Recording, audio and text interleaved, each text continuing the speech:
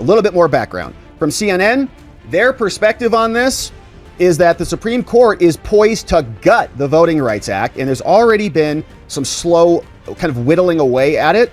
2 years ago, for some backdrop, the U.S. Supreme Court surprised observers and even some inside the court when it narrowly preserved the Voting Rights Act, 1965, and what it created, which were race-based remedies that were intended to counteract historic discrimination against blacks and other minorities.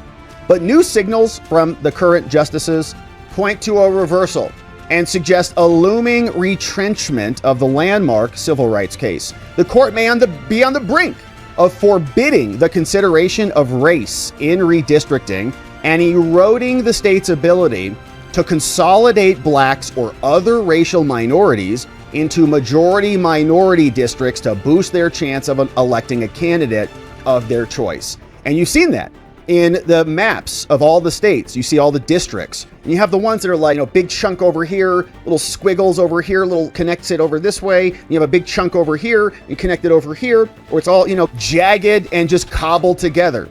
That's because they're going through, all the black people over here, loop around, all these white people, no, avoid that. Get over here, a little bit more black people over here, get rid of the whites, or blacks over here, and then create the districts.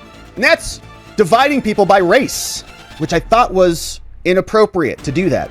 But now we're going to go back and revisit it. The long-standing Voting Rights Act was a cure for discriminatory maps. It's now going to be argued this week at the Supreme Court. The controversy originally held last March, but the justices could not resolve it at the time, and so they've ordered new arguments.